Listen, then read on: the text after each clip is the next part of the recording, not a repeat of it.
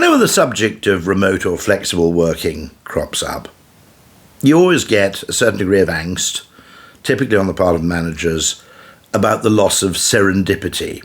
Those kind of chance corridor encounters or the casual conversation next to the water cooler. And by the way, I think people are right to be concerned about that. That's why I'm not an advocate of wholly remote working. I think you need a degree of co-location precisely for those unintended yet valuable exchanges. But in that conversation, we're missing a much bigger opportunity which has arisen since the pandemic on account of the widespread adoption and familiarity with technologies like Zoom and technologies like Teams.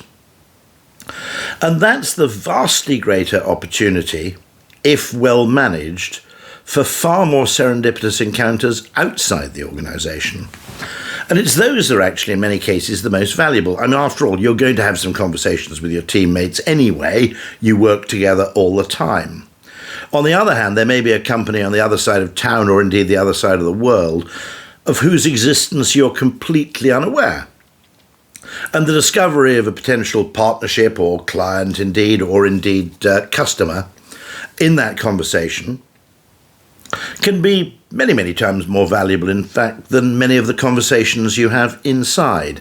And the great news is that since you don't need a travel budget, you don't need to book a meeting room, you don't need to kind of get the meeting approved, you can have those casual conversations all the time.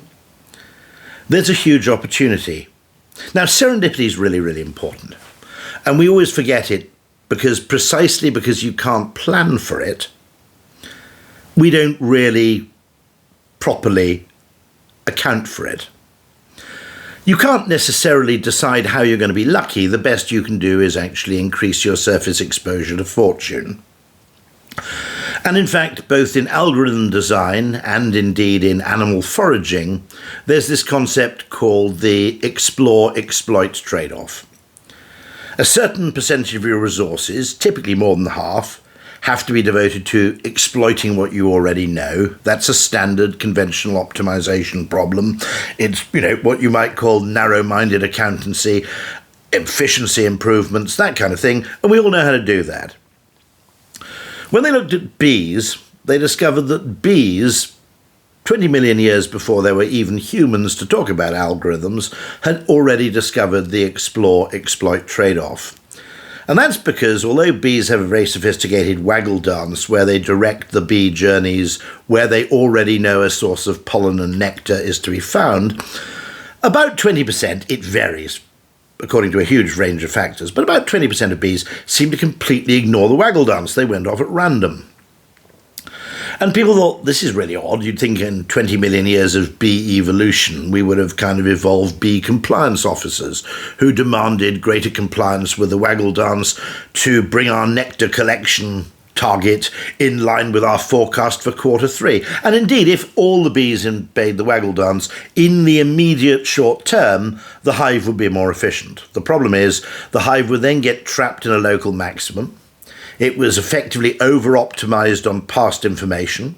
It was incapable of discovering new sources of nutrition. And over time, trapped in this local maximum, as soon as the environment changed, the hive would starve to death. Which is why all the surviving bees, the bees that actually have survived these 20 million years, have learned that there's a trade-off between doing what you know you have to do and doing it as well as possible, and exploring what you don't yet know. Trying to get lucky in some shape or form.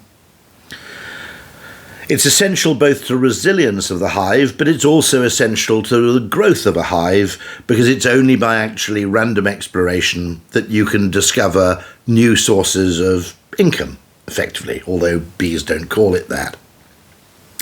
And this is where it gets really interesting, because the slight problem is, well, do you just randomly meet everybody? No, I don't think you can. There simply aren't the hours in the day. But you can meet maybe 5 times more people virtually, maybe 100 times more virtually, than you could feasibly meet physically. There aren't the travel costs. In many cases, there isn't the flight booking or the 3-night hotel stay entailed in meeting those people physically. You can also make those meetings more casually because they don't require you to be present in a particular place. And let's be absolutely candid, if you postpone a Zoom meeting, it's not the end of the world. If you postpone a meeting when someone's travelled to Melbourne for 3 hours to come and see you, it's a real social embarrassment. There are lots and lots of reasons why we can increase our degree of what you might call random bee activity as businesses made possible by these new technologies. But there is a limit, and this is why I think meetmagic is absolutely, quite literally, magic. And the reason is that by effectively requesting a charitable donation for the meeting, you filter your search to those people who are most likely to be actually relevant and worth meeting and whose presence is, shall we say, worth exploring, for the simple reason that they've made a costly signal that they believe they can be of value to you. Now, as I said, you could cheekily do that through bribery, but that's generally frowned on. What this is beautiful is that it has the focus, if you like, that the person is making a payment to see you, and therefore you can reasonably expect they have something worthwhile to say, otherwise they'd be giving that money to somebody else. But on the other hand, you don't get all the problems that happen if the money goes to you. What happens is the money which often would have been spent on hosting a trade show stand or taking someone on a golf weekend or doing those other rather kind of extravagant things that businesses do to demonstrate their commitment to each other. Instead, the commitment, rather than going to a golf club or rather than going to a kind of, sports event in the form of hospitality, rather than going to an exhibition hall, it actually goes to a really worthwhile charity. I think this is an interesting idea because I think economists will love it because it uses effectively costly signalling and commitment to filter your attention. If only email cost £10 to send, every email you received will be really, really relevant. So it does that wonderful, wonderful thing, but more important than the fact that economists will find it beautiful, I think both the meeting setters and the meeting takers will, as ordinary human beings, find the whole thing both gloriously efficient and unbelievably elegant. I'm really, really proud to support this business. I think it's magnificent.